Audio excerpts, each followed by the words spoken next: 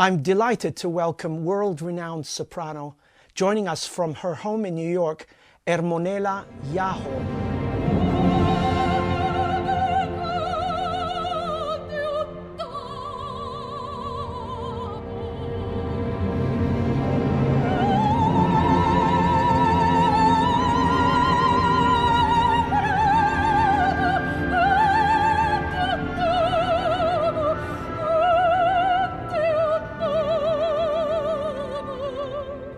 Thank you, Maestro, for having me.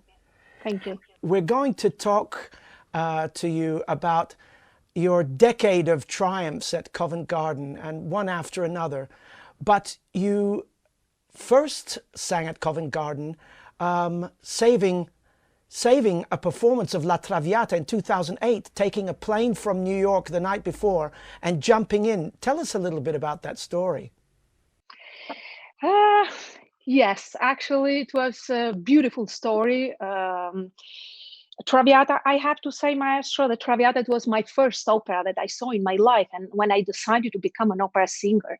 And Traviata, it was the first opera that I made my debut at the Royal Opera House. And I remember that night, it was that evening, actually, I was here in New York, and I had this call that my colleague, she didn't feel very well, and I was supposed to be at the Royal Opera House the next day just to be ready, but no one told me that I was supposed to sing. So, and I told to myself, okay, I was nervous because Royal Opera House is a temple, you know, of the opera, and I took the flight. I flew the whole night, and the next day I arrived at the Royal in London at the airport, and when I switched on the telephone, and no call from the opera house, and I told to myself, yes, maybe I'm not singing tonight, so I'm gonna get a break and just to see this opera house, to have this experience.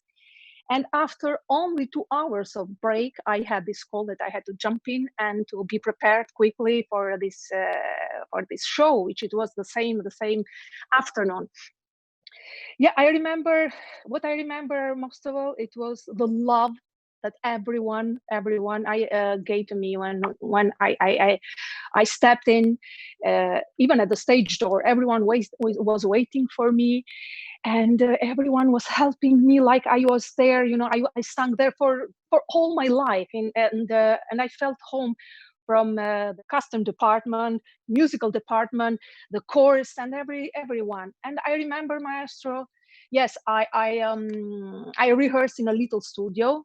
So still, I didn't see the stage. I didn't see the opera, where I was supposed to sing.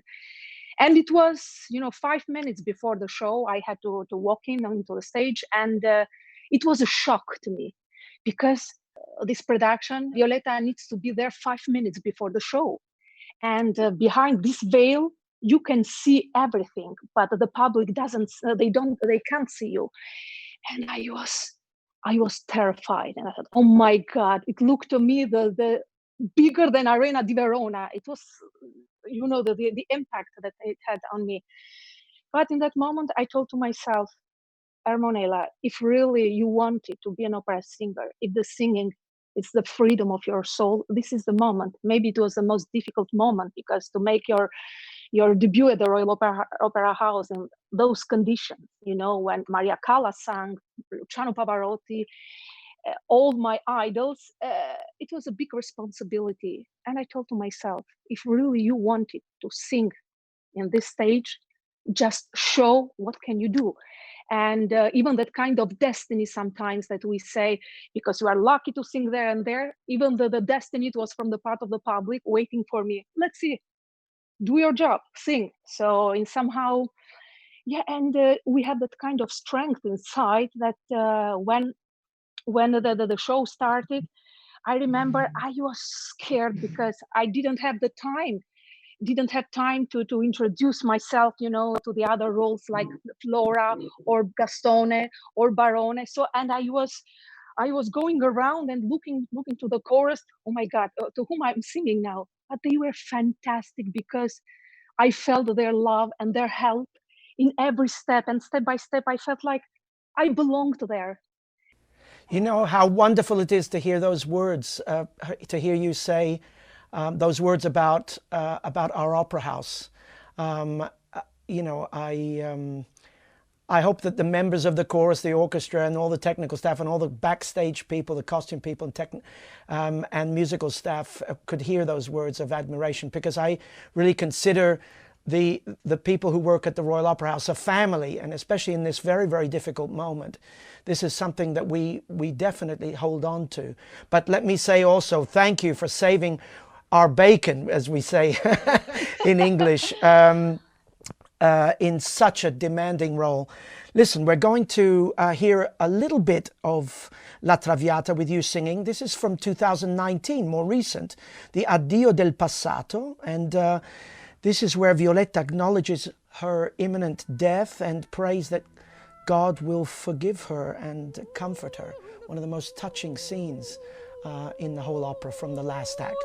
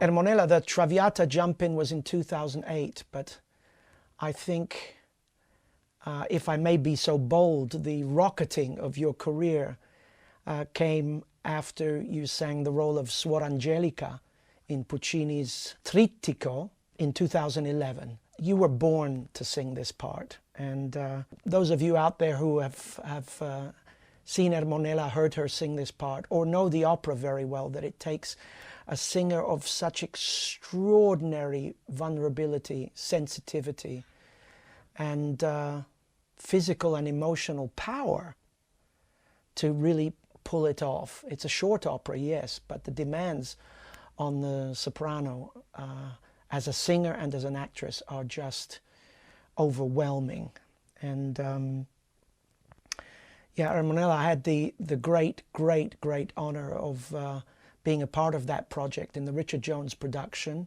But I have to ask you, how do you pace yourself in, I did say before it's a short opera, but because of the emotional content of it, how do you control yourself so that you can actually get to the end as a singer? It is difficult, to be honest, but in that occasion, that production changed my life as a performer, changed my life as a human being. Because when you are true to your soul, to yourself, and I think they kind of that sincerity, that honesty, vulnerability comes across. I remember, and that time, Maestro, I had a big loss in my life, and when I received this call for Suor Angelica, I didn't sing before Suor Angelica. I knew only Senza Mamma, the famous aria. But for me, working with you, Maestro, it was something unbelievable. And somehow it was like a therapy, I can say, and I felt protected. That's why I accepted that role at that time. And I remember, still, I didn't realize I was numb, emotionally speaking. And when I arrived there, exactly the same thing, the love that I felt, and I didn't say a word to you or to the other colleagues, nothing. But it was something when that's the power, the magic of the music, because it takes from you something that you cannot control because it's the language of our souls. And in Suor Angelica, it happened like that. And I felt that kind of love and hug and support from a brother like you, from all the orchestra, from each woman at the Royal Opera House, at the chorus. I felt the hug, the support of a sister, of a mother that I needed at that moment, because I was numb, to be honest with you. And but when you let it go, when I was on stage, it was the first time that I cried for my loss after a long time. So in somehow it was like a release. And there you understand how strong we human beings are. And the real therapy, it's the music, it's the art. And somehow I felt so lucky in a difficult moment, but to have that kind of effect that music had on me, because in somehow we saw with the eyes of each other, listened with the ears of each other, and we felt with the heart of each other. That was, and from that moment, I understood that you have to let it go. It takes a lot of courage, but your vulnerability will connect with the vulnerability of the public. Your joy will connect with them. And from that moment, I understood that as an artist, I have to reach that kind of point, studying, of course, and to control, because somehow you have to you need the voice to come out, you know. But still, so far, I can't say that when I go on stage, I think that I'm going to pace myself. Yes, I try, but when you are there, it's so magic. And it's a dream for me. I always dreamed, every time I go on stage, maestro, and I discovered, especially with this production of Suor Angelica, from that moment, I told to myself, I have to live this dream in full 100%. And every time from that moment, I sing, I go on stage for each performance, like it's my first and last of my life. And I feel lucky, because that's the power that the music and the art gives to you. And if as artists we can feel it, the public will feel it. That's why it was so special and so powerful, because it was a real from everyone. And I want to thank you publicly, maestro, for that support, because it changed my life as an artist and as a human being. Well, I want to thank you. I want to thank you because it's a dangerous way to live, what you're describing. You're absolutely right. But what the public gets and what the art form gets is just, well, I don't have the words for it. I think to go there, maestro. Yes, I think though what you said about therapy is very important, because music, I think, has been an incredible therapy for so many people now in this experience that we've been sharing over the whole world. Music surely has had the power to offer consolation, comfort, inspiration, and hope going forward. We're going to experience this aria that you spoke about, Senza Mamma, from Suor Angelica. And her child has been taken away from her.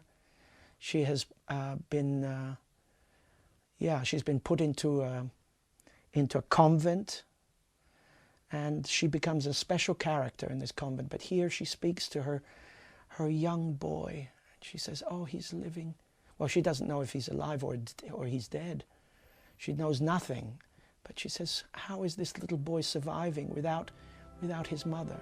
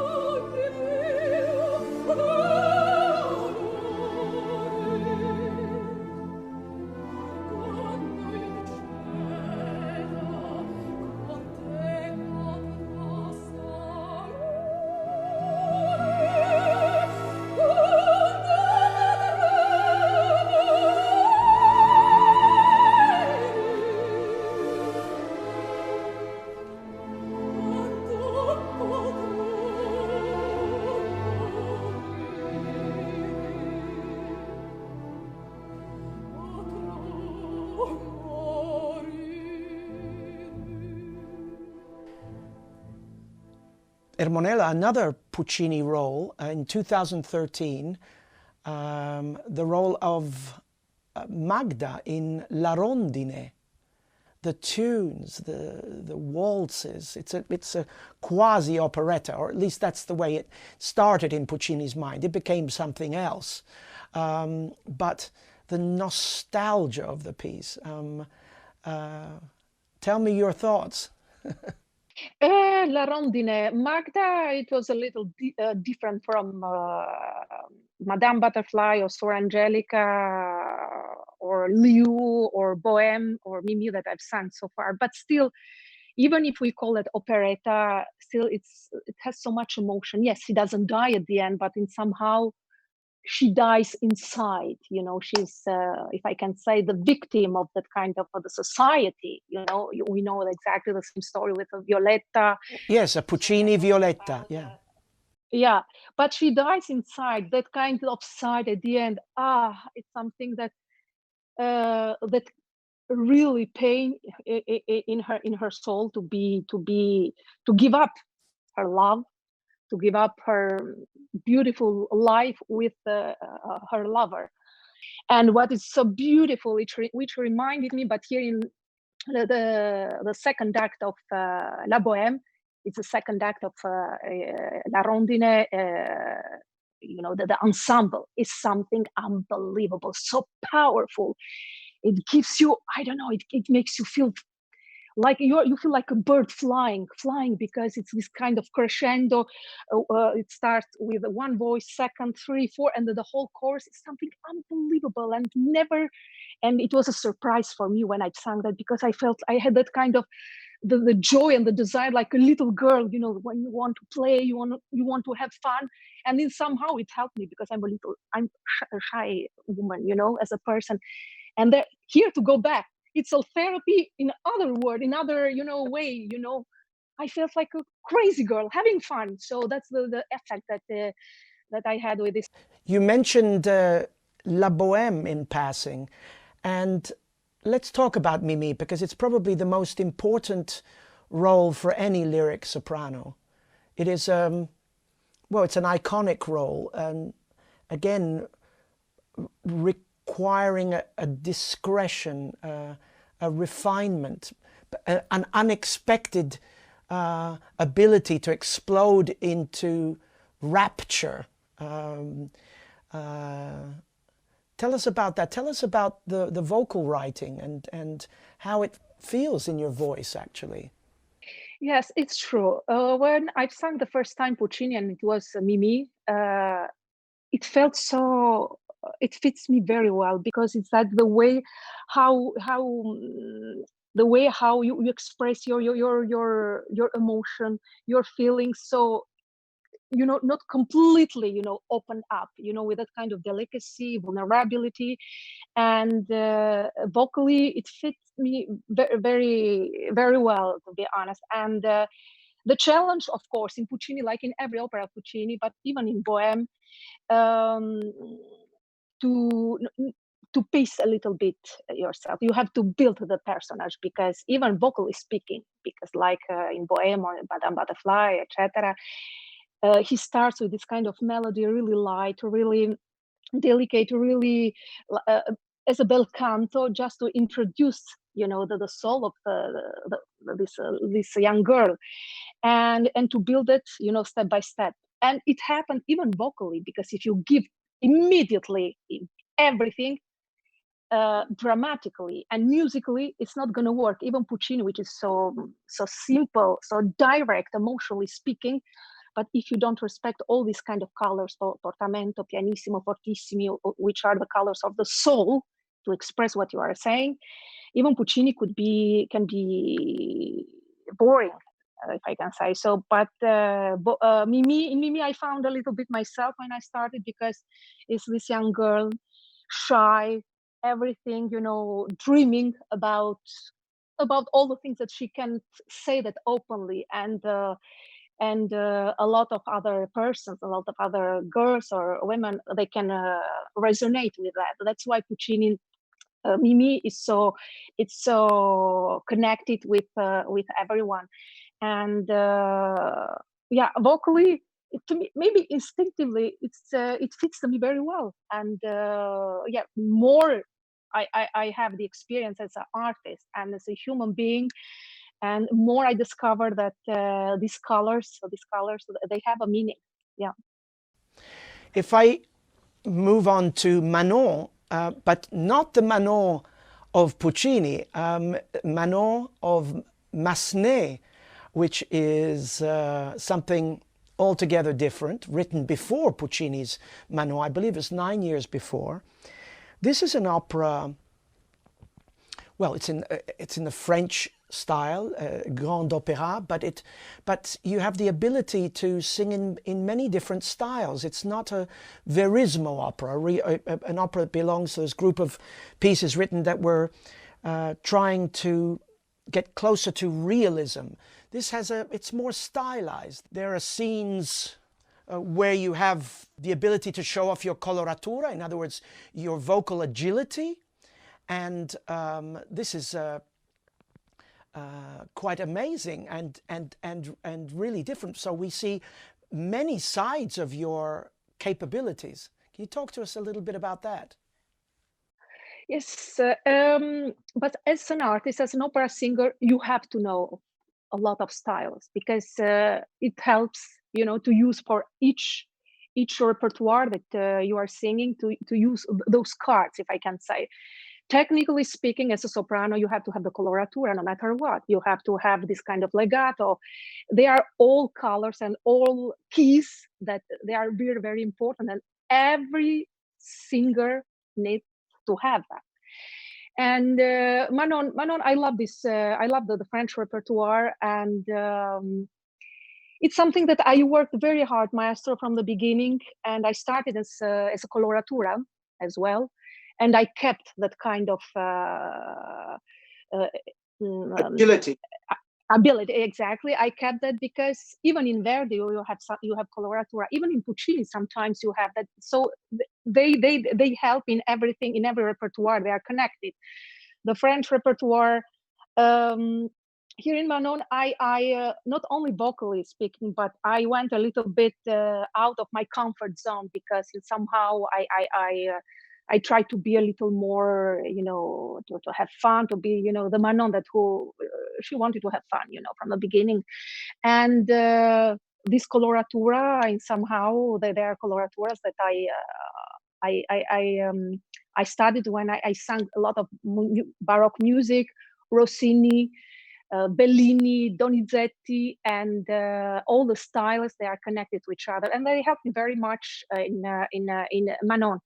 And I love this opera. I've sung Manon Lescaut as well, but here, but still, they are all technical vocally skills. But at the end, to give the expression, to give the colors of the personage, of the soul that they are singing. So I think there are colors and keys that it's a duty, if I can say, for every singer to have them, because every opera has those kind of. So you need to have of those skills, technically speaking. Let's go to perhaps the role that is the most tragic of all, and that is the role of Cio-Cio-san, Madame Butterfly. I will never forget those performances in my life, doing that piece with you. You know how a singer who sings Madame Butterfly has to enter into a world of artifice also, something that is artificial, the ritualistic style of being a geisha girl, those things which are tradition, things that are so far from our Western culture in a certain way. But your skill, your ability to just take it back and to enter into this 15-year-old girl's world in Act 1, then as an 18-year-old from Act 2, just amazing. I don't think you really have to say much about Madame Butterfly, because what your words your words about the other Puccini heroines, it just goes double for this role. We have a clip here of you singing Un bel dì from Act 2. Against the doubting Suzuki, you sing of your conviction that your beloved Pinkerton will come back, and you paint the picture of his arrival. And it's just an amazing, yes, visionary piece of music. So delicate and yet so triumphant at the end.